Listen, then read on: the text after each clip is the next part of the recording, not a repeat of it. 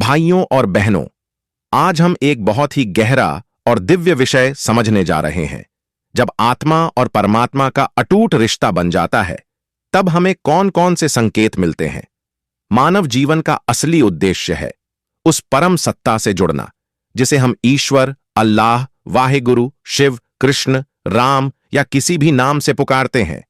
परमात्मा दूर कहीं नहीं, बल्कि हमारे ही हृदय में विराजमान है।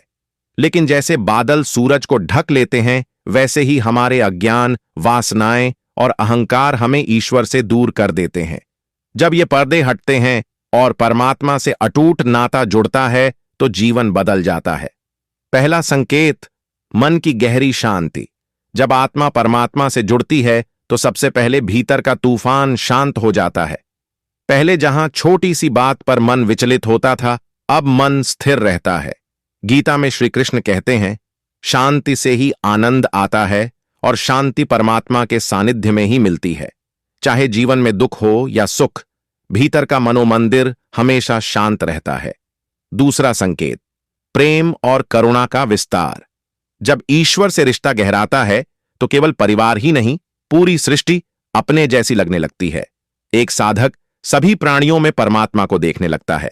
हिंसा, घृणा और कटुता के स्थान पर सहज करुणा जागती है।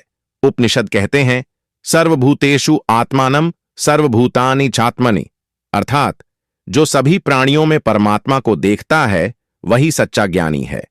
तीसरा संकेत, साधना में आनंद। पहले जबरन ध्यान या जप करना पड़ता था, अब साधक बिना कहे ही जप, ध्यान और प्रार्थना में डूब जाता है। नाम स्मरण में इतना आनंद मिलता है कि संसारिक सुख फीके लगने लगते हैं।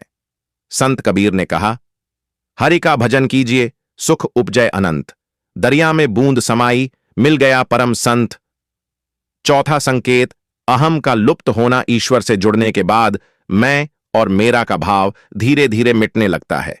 साधक कहने लगता है, यह शरीर भी परमात्मा का है, यह सांस भी उसकी देन है। अहंकार का स्थान विनम्रता ले लेता है। अब वह कहता है, सब कुछ तेरा है प्रभु, मैं तो मात्र सेवक हूं। पांचवां संकेत, कठिनाइयों में अदृश्य सहारा। जीवन में कठिन समय आता है, लेकिन साधक को भीतर से विश्वास रहता है कि परमात्मा मेरे साथ है। कई बार अदृश्य सहायता मिलती है, कोई न कोई रास्ता निकल आता है। यही वह अवस्था है जब साधक कहता है, मैं अकेला नहीं हूं, प्रभु मेरे साथ है।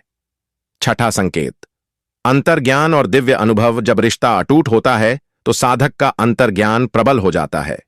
सही गलत की पहचान अपने आप होने लगती है।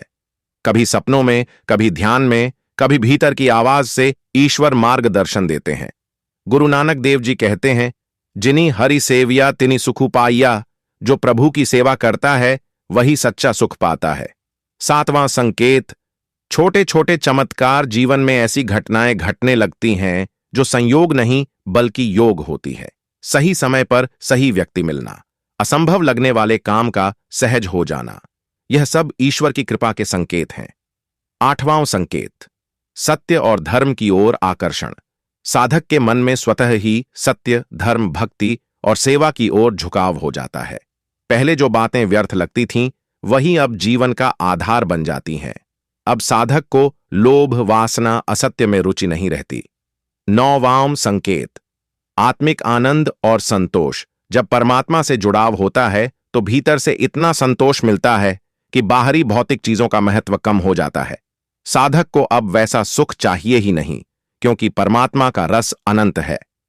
संत तुलसीदास ने कहा, राम नाम रस पीजय मनवा। 10वां संकेत, जीवन का उद्देश्य स्पष्ट होना। ईश्वर से रिश्ता बनने के बाद जीवन का असली मकसद समझ आता है। साधक जान जाता है कि वह केवल खाने, सोने, भोगने के लिए पैदा नहीं हुआ। उसका लक्ष्य है परमात्मा की भक्ति और आत्मा की मुक्ति। निष्कर्ष, भाइयों और बहनों, जब परमात्मा से अटूट रिश्ता बन जाता है, तो साधक को जीवन के हर मोड़ पर संकेत मिलते हैं। वह संकेत हमें याद दिलाते हैं कि हम अकेले नहीं हैं, परमात्मा हर पल हमारे साथ है।